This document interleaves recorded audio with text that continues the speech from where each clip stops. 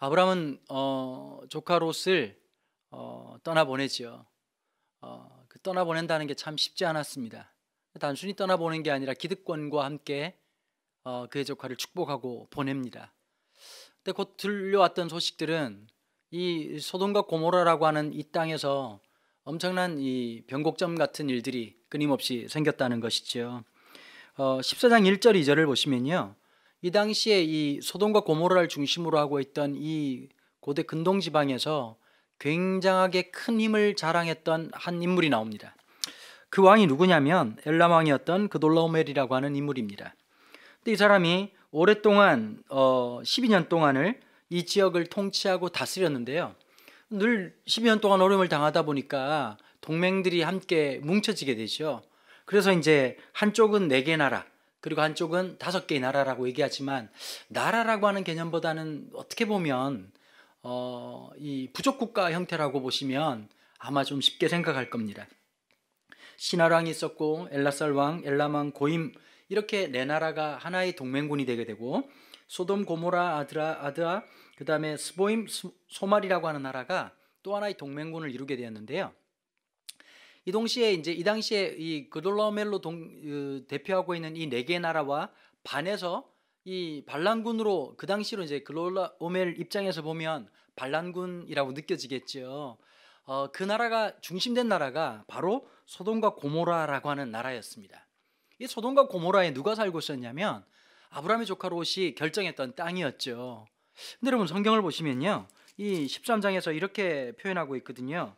이 당시에 이 아브라함 땅이 어땠느냐, 이 소돔과 고모라 땅이 어땠느냐 보니까 이때가 하나님께서 재앙을 내리시기 전이었기 때문에 마치 에덴 동산 같았다, 이런 말을 성경은 기록하고 있었습니다.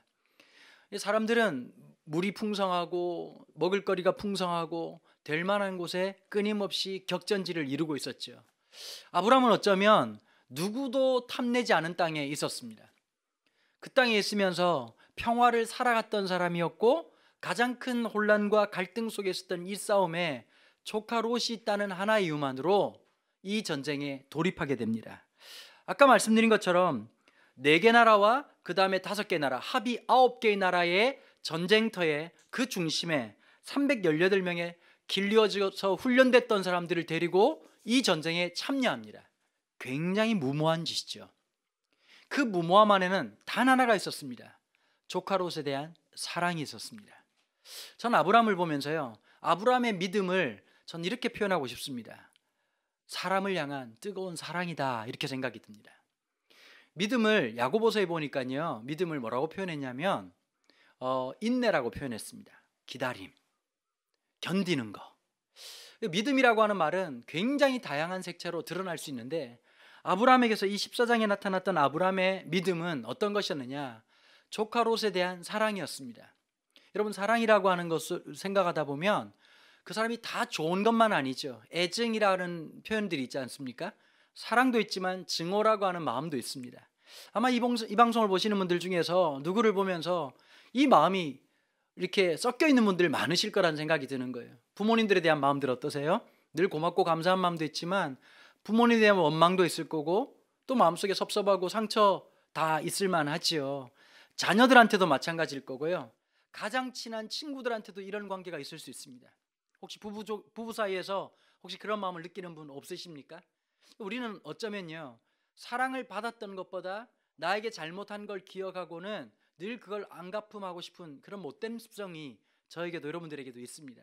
근데 아브라함은 조카 롯의 얘기를 들었을 때 이때가 한참 가장 좋은 것을 선택하고 떠나갔던 이 조카 롯 때문에 헤브론 산지로 올라가야 됐던 이 아브라함의 어쩌면 힘들고 어려운 일상이었지요. 그런데 아브라함은 하나님이 만나주시고, 하나님이 네가 밟는 곳마다, 네가 바라보는 것마다 너희 후손들을 이 땅의 티끌처럼 많게 할 거라고 하는 이 하나님의 놀라운 언약을 받아 가지게 되니까요, 마음속에 어떤 것이 있었냐, 놀라운 은혜가 있었습니다. 조카 롯에 대한 섭섭한 마음, 조카 롯에 대한 안 좋은 마음들이 그냥 싹 사라져 버린 겁니다. 왜 우리가 은혜가 필요할까요? 은혜가 없으면 우리는 상처로 삽니다. 우리가 하나님이 주신 말씀의 은혜가 없으면 우리 인생 똑같은 내 인생의 판단으로, 내 욕망으로, 내 상처로, 내 아픔으로 내 평가로 살아가게 됩니다. 그런데 여러분, 아브라함에게 하나님의 은혜가 임하고 내가 하나님이라고 말씀해 주시고 하나님이 내 인생에 개입하시고 갑자기 내 인생에 들어오실 때 어떤 은혜가 있을까요? 그렇게 미웠던 조카 롯이 사랑스럽게 생각되어지는 겁니다. 영혼을 향한 긍휼히 여기는 마음들이 생기는 거죠. 여러분, 목회하다 보면요, 모든 사람들이 아름다운 게 아니거든요. 저는 그렇게 좀 마음이 착한 그런 목사는 아닌 것 같아요. 어떨 때 보면 참 짜증날 때도 있고, 어떨 때 보면 그냥 좀 이런 말 안 했으면 좋겠다라고 하는 분들도 더러더러 계시기도 하죠. 근데 여러분, 하나님의 은혜가 없으면 저는 목회 못할 사람 같다는 생각이 진짜 많이 듭니다. 하나님의 은혜가 제 마음속에 주어질 때 참 묘한 은혜를 경험하죠. 그 사람을 하나님의 눈으로 볼 수 있는 은혜에 함께 설 수 있도록 축복해 주십니다. 기도의 자리에 설 때 하나님의 은혜가 그분을 향한 주님의 마음으로 중보할 수 있도록 제 마음을 붙잡아 주시는 것을 매 순간순간 경험할 때가 있습니다. 아브라함은 그 사람의 천성이 아름다워서가 아니라 그 사람의 마음이 부드러웠기 때문이 아니라 하나님이 개입하시면서 이 조카 롯을 향한 엄청난 사랑과 긍휼을 베풀기 시작합니다. 그러니 이 무모한 전쟁에 끼어든 거죠. 9개 나라가 아비규환이 돼서 엉망진창으로 싸우고 있고 누구 하나 자기 편이라고 생각하지 않는 이 비참한 전쟁에 목숨 걸고 318명과 함께 목숨을 걸고 끝까지 찾아가서 조카 롯과 그의 가족들과 그의 모든 소유들을 같이 다 찾아오는 일에 쓰임받는 모습을 오늘 본문에서 우리는 만나게 됩니다. 하나님은 아브라함의 이 점을 기억하셨습니다. 저는 하나님 참 놀라우신 것 같아요. 하나님의 은혜를 우리에게 주시고 긍휼도 주시고 도전도 주시고 성령으로 우리의 마음을 감동해 주시고 그러고 했던 우리의 하나의 행동을 귀하게 보시는 겁니다. 우리가 엄청난 일을 했기 때문이 아니라 하나님이 안 주셨는데 우리 스스로 한 것이 아니라 우리가 할 수 없는 것을 할 수 있도록 붙잡아 주시고 도와주시고 또 주님 바라보게 하셨는데 우리가 주신 그 하나님의 은혜에 비하면 우리가 행한 것이 너무나도 작은 것이지만 그 작은 믿음의 순종을 하나님이 기억하시고 기록하신 겁니다. 오늘 우리가 살아가면서 하루를 또 지나오면서요, 여러 가지 일들이 있었겠지만 우리가 오늘 이 시간 이 말씀을 들으면서 하나님 앞에 작은 순종, 작은 믿음의 고백, 작은 믿음의 헌신을 통해서 하나님은 하나님이 기억하시는 우리의 일상이 오늘 우리 속에 있기를 간절히 바랍니다. 1년 365일을 지납니다. 여러분, 1년 365일을 지나고 난 다음에 365일의 모든 사건이 기억나는 게 절대 아니죠. 그냥 지나보면 이번 한 주간 어떻게 지났나? 뭐 이렇게 많은 일이 있었지 않습니까? 뭐 코로나19 사태, 여러 가지 복잡단안한 일들, 신천지 사건들, 수많은 일들이 있었고 복잡단안했는데 일주일 딱 지나서 가만히 생각해 보면 내 마음속에 남는 게 사실은 그닥 없거든요. 우리의 삶 속에 진짜 남는 것이 어떤 것일까요? 하나님의 말씀이 우리의 삶을 내가 행동하지 못했던 것들, 내가 고백할 수 없는 것을 고백하게 하신 하나님의 은혜, 우리의 인생이 살아가면서 살아왔던 관성의 법칙에 의해서 그냥 쭉 살아가다 보면 내가 무엇을 했는지, 내가 어떻게 지냈는지 몰랐지만 그 내 인생의 관성의 법칙처럼 따라갔던 그 삶을 역행하기 시작할 때에 우리의 삶은 하나님을 또 한번 넌지시 바라보게 되는 겁니다. 하나님을 의뢰하게 되는 겁니다. 여러분, 믿음이 때로는 무모한 순종으로 드러나기도 합니다. 이 믿음 안에 여러 가지 요소들이 있거든요.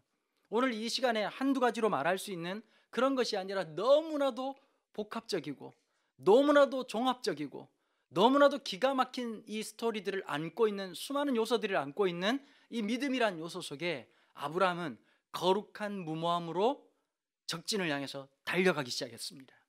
그때 하나님 어떻게 하셨을까요? 도우시는 겁니다. 순종하는 겁니다. 여러분, 우리는 가능성을 향해 나아가는 게 아닙니다. 부르심을 향해 나아가는 겁니다.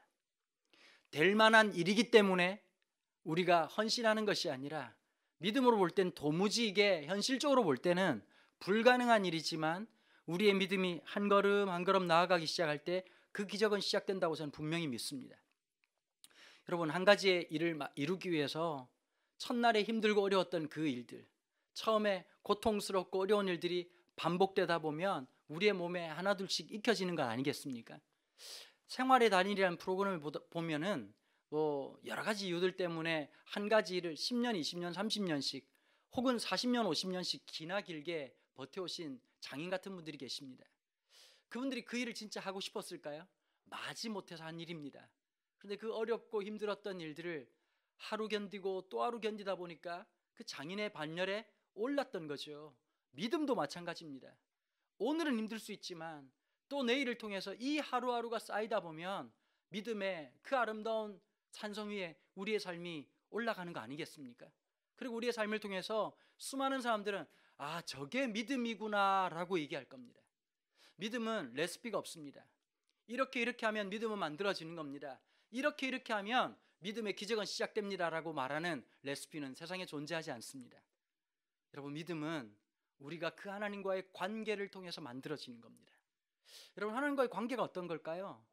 하나님과의 관계를 설명할 수 있는 유일한 방법은 사랑이라는 단어밖에 없다고 생각합니다. 사랑이라고 하는 게 내 마음속에 오기 시작할 때 그 사랑은 나를 바꿔 놓습니다. 저는 경상도 남자입니다. 고향이 부산이죠. 부산 남자들은 이 로맨틱한 건 굉장히 거리가 먼 사람들이거든요. 근데 제가 아내랑 연애할 때요, 무조건 하루에 한 번씩 만났던 것 같습니다. 정말 열정적으로 만났었거든요. 지난번에 이무현 목사님 사모님하고 같이 얘기를 하는데요, 전 진짜 이런 남자도 있구나라는 깜짝 놀란 얘기를 들었습니다. 한 달에 한 번 데이트를 했답니다. 여러분, 그러고도 결혼하는 정말 하나님의 놀라운 은혜를 경험한 그런 사람이 이 방송을 이렇게 만들어가고 있는 거죠. 저는 진짜 매일같이 만났습니다. 숙제하듯 만났냐고요? 아니요, 축제처럼 만났습니다. 서울에서 공부를 하고 있을 때인데, 신대원을 다니고 있을 때였는데 아내가 아프다는 얘기를 들었습니다. 그때는 아내가 아니었죠. 여자친구였죠. 아프다는 얘기를 듣고 부산까지 440km가 넘는 거리를 차를 몰고 가는데요, 중간에 한번 쉬지도 않고, 뭐 좀 죄송한 얘기지만 속도 위반 참 많이 했던 것 같습니다. 열심히 달려가서 아내에게 약을 사줬던 기억이 납니다. 사랑은 사람을 바꿉니다. 하나님의 사랑이 우리에게 와닿기 시작할 때, 그 하나님의 사랑이 나에게 물리적인, 화학적인, 존재론적인 변화를 일으키기 시작합니다. 아브라함이 그렇게 대단한 사람이 아니죠. 자기 목숨을 얼마나 아꼈던 사람인데요, 아내 때문에 죽을까 봐 두려워서 아내를 누이라고 속이기까지 거짓말을 2번이나 반복했던 그런 사람이었습니다. 저나 여러분들이나 다를 바 없이 굉장히 이기적인 존재였습니다. 10원 한 장 이해관계가 걸리면 절대 한 걸음 물러서지 않는 그런 인물이 아브라함이었거든요. 근데 아브라함을 이렇게 바꿔놓은 게 뭘까요? 헤브론에서 만난, 헤브론에 아브라함을 찾아오셨던 하나님의 은혜입니다. 여러분, 오늘 우리의 삶에 하나님이 어디 계시냐고 묻는 사람도 있을 겁니다. 이미 내 삶의 문틈 앞에서, 문짝 앞에서 두드리시는 그 하나님을 만나는 겁니다. 요한계시록에 있는 말씀처럼 볼지어다 내가 문 두드리노니, 오늘 내 삶의 자리에서 좌절과 상실감이라고 하는 것으로 마감하려고 하는 오늘의 일상 속에 문을 닫고 있는 우리의 삶에 주님께서 그 두려움의 문을 여시고, 좌절의 문을 여시고, 내 인생의 한계의 문을 여시고, 하나님께서 두드리시는 놀라운 역사가 있다는 거 아니겠습니까? 여러분, 아브라함의 변화는 여기 있었습니다. 헤브론에서 답답한 마음, 그냥 조카롯을 보내긴 했지만 이렇게 멍청한 선택을 했어야 되나, 내가 왜 여기를 떠나왔을까, 내 고향 땅을 왜 떠나왔을까, 그렇게 생각하고 있던 아브라함의 인생에 하나님은 놀라운 축복을 주셨습니다. 이 창세기에서 가장 위대한 이 아브라함과의 언약, 하나님의 그 약속의 신실하심을 드러내시는 그 하나님의 언약이 쏟아진 곳은 딴 곳이 아니었습니다. 소돔과 고모라 땅이 아니었습니다. 빈들 같았고 황무지 같았던 헤브론이었습니다. 여러분, 지금 어쩌면 우리는 어려운 인생의 황무지 같은 시간들을 보내고 있습니다. 여기에서 우리는 하나님의 약속의 말씀을 경험합니다. 여러분, 하나님의 음성이 어디에 있을까요? 가장 낮아진 곳에서 하나님의 음성이 들려지기 시작하는 겁니다. 하나님의 성령이 우리가 힘들고 어렵고 고통 속에 있고 앞이 보이지 않는 오늘 현실 속에서 역사하시는 겁니다. 한치 앞이 보이지 않아서 어디가 내 길인지 모르는 우리 인생에 주께서 우리의 길에 빛이 되어주시고 우리의 길이 되어주셔서 또 한 걸음 한 걸음 인도하는 거 아니겠습니까? 여러분, 지금은 길게 생각하면 안 됩니다. 이게 언제까지 갈까가 아니라 오늘 하루를 인도하시는 하나님의 빛이 필요합니다. 오늘 하루를 인도하시는 하나님의 말씀이 필요합니다. 그래서 이렇게 우리가 붕해를 하는 거 아니겠습니까? 짧지만 어떻게라도 이 좌절 가운데서 좌절이 왕노릇하지 못하고 불안이 우리를 좌지우지하지 못하도록 다시 말씀으로 우리의 마음을 또 한번 붙잡아 주신 하나님, 또 한번 우리의 생각을 만져주시는 그 하나님 때문에 놀랍게 조카 롯을 구하기 위한 318명과의 무모한 전쟁에 참여하게 되고, 그 전쟁을 통해서 또 한 번 아브라함은 경험하게 됩니다.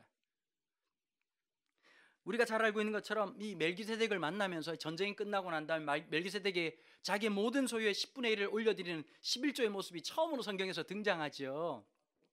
그때에 아브라함은 고백합니다. 내가 이 전쟁을 통해서 하나라도, 단 하나라도 이익을 얻었다면 나는 절대 가지지 않을 겁니다. 절대로 소유하지 않을 겁니다. 왜냐하면 이 전쟁은 하나님께 시작되었다라고 고백하고 있기 때문입니다.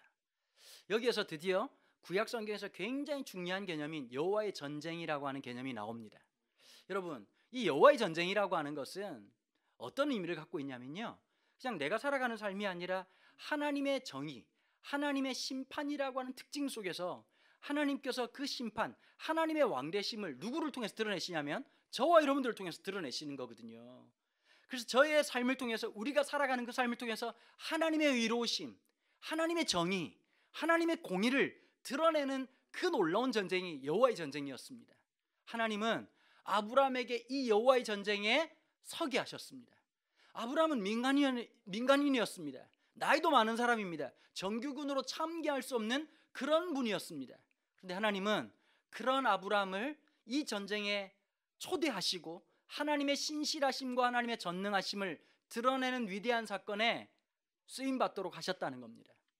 여러분, 우리의 삶은, 우리 개개인의 삶은 작고 연약하지만 우리 한 사람 한 사람들을 통해서 하나님의 그 신실하신 하나님의 역사 속에 우리를 초대하고 있다는 사실, 우리의 작은 삶을 보는 게 아니라 이 작은 삶을 통해서 이루시는 하나님의 크심, 하나님의 전능하심, 우리는 그것을 다 알지 못하지만 우리의 삶을 그 위대한 사건에 초대하시는 사건이라는 사실 앞에서 우리가 감격할 수 있지 않겠습니까? 오늘 우리가 살아가는 삶의 모습들, 함께 여러분, 아까 보니까 댓글에 많이 올라오시는데요, 대구를 위해서, 대구 지역에 계신 분들을 위해서 기도해 주시고요, 경북 그리고 곳곳에 있는 많은 분들, 그 다음에 지금 자택에서 지금 계시면서 시간들을 보내고 있는 분들, 참 답답하고 힘들 거라고 생각합니다. 자영업 하시는 분들 어떠실까요? 지나갈 때마다 너무 걱정이 되는 거예요. 제가 사는 아파트 1층에 카페가 있는데요, 손님이 없어요. 그냥 사장님 아니면 알바생만 앉아 있는 거예요. 보면서 참 많이 걱정이 되더라고요.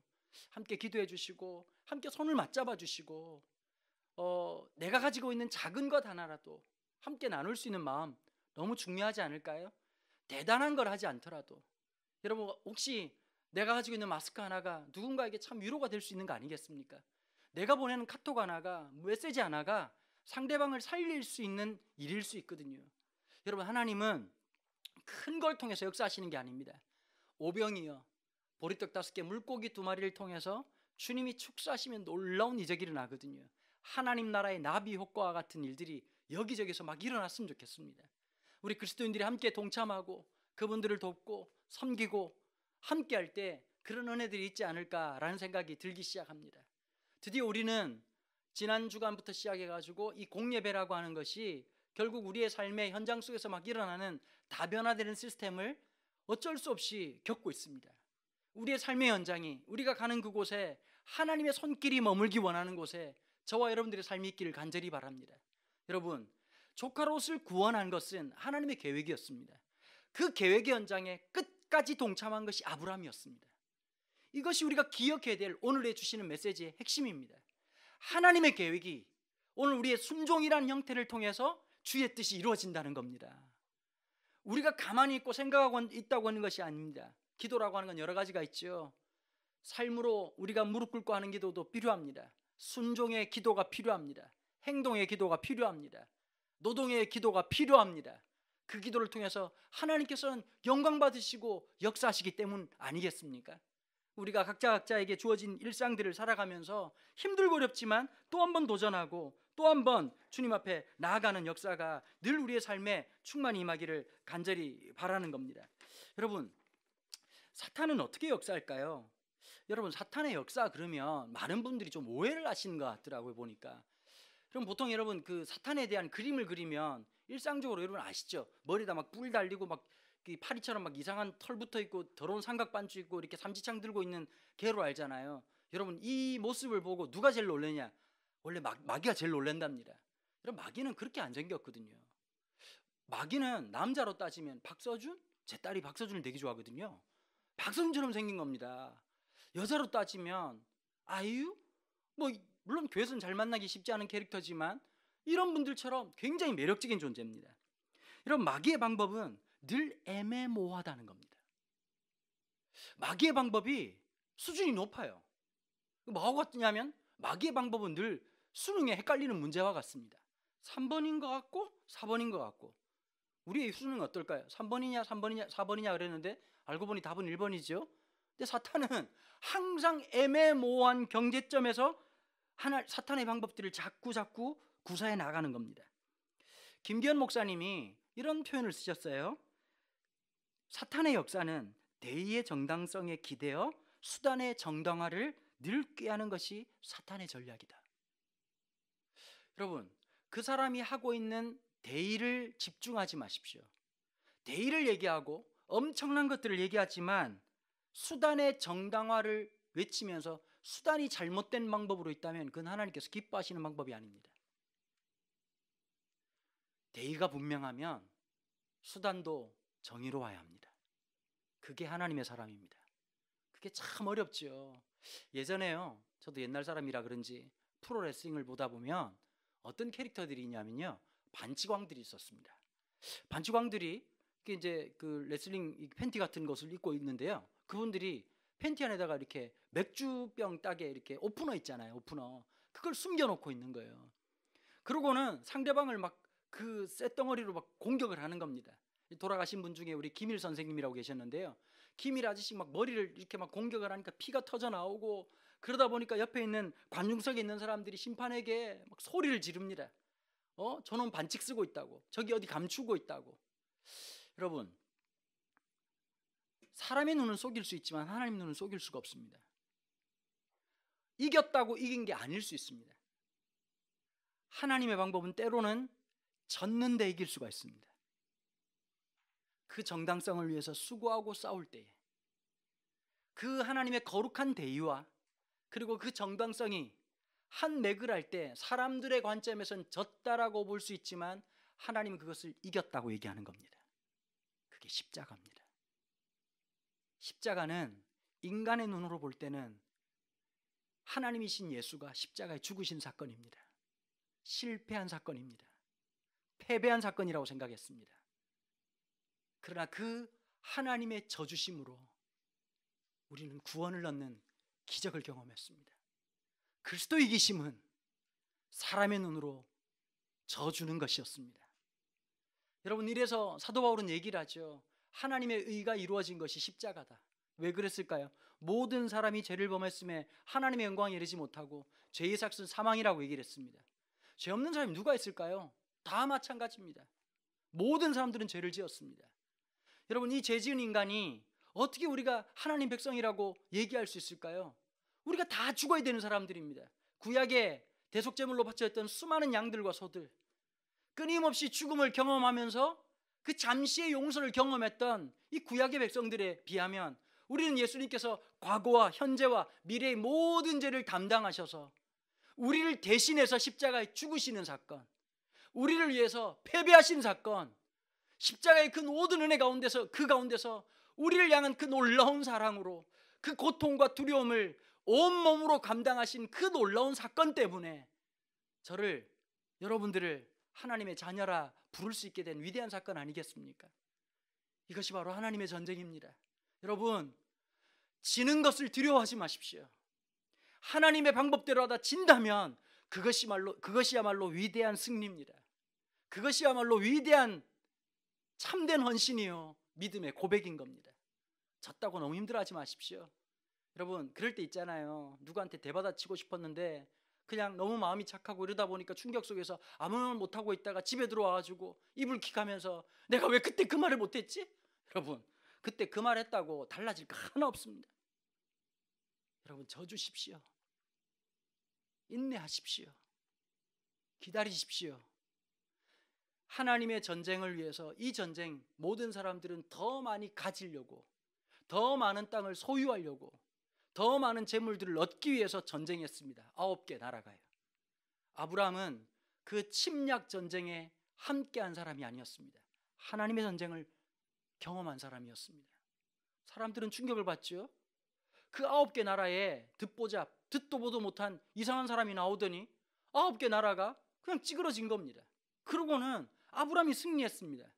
그러면 당연히 모든 것들을 다 가지게 됐고 소유를 가지게 되고 그 다음에 종을 삼아가지고 자기 기업을 누리려고 하는 것이 이 당시에 당연한 이치인데 아브라함은 선언합니다. 내가 이 전쟁을 통해서 하나라도 남기지 않겠다. 여러분, 왜 그랬을까요? 하나님이 기업되시는 거예요. 내가 지고 있는 것 영원한 거 아무것도 없습니다. 가끔씩 지나다 보면 그런 얘기 하잖아요. 아우, 내가 많이 늙은 것 같다. 그 말에 무슨 뜻이 있느냐? 젊음이 내 것인 줄 알았다라고 하는 생각이 있기 때문입니다.